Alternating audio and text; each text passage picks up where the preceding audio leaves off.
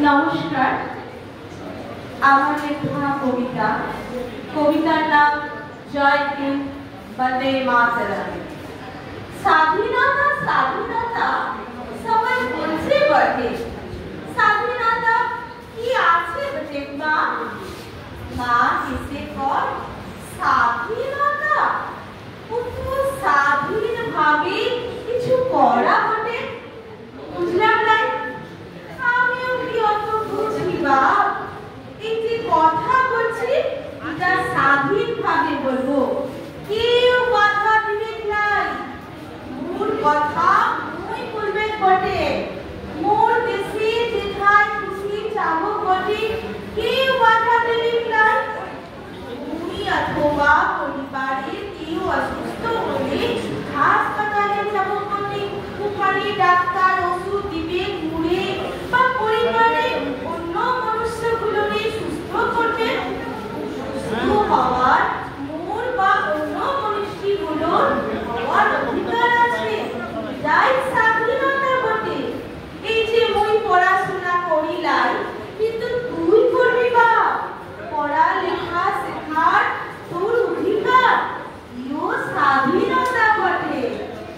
কি হইল বা, কি ভাবছিস বটে? ভাবছি পড়ালেখা না কইরাও মা তুই কত জানিস বটে। না রে বা, বুঝার চেষ্টা করি।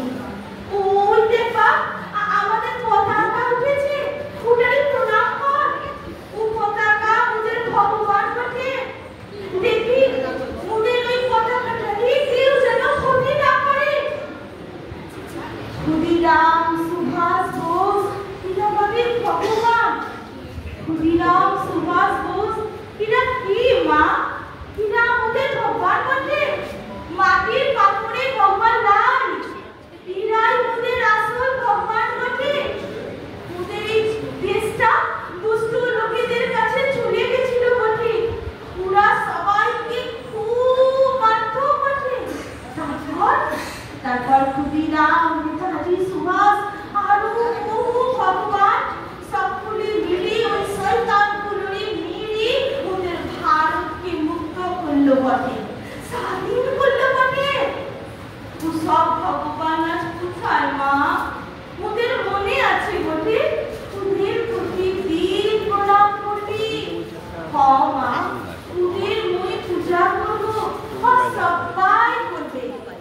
মা তুই বল জয় হিন্দ বন্দে মাতরম, জয় হিন্দ বন্দে মাতরম, জয় হিন্দ বন্দে মাতরম। নমস্কার। বাহ, দাও।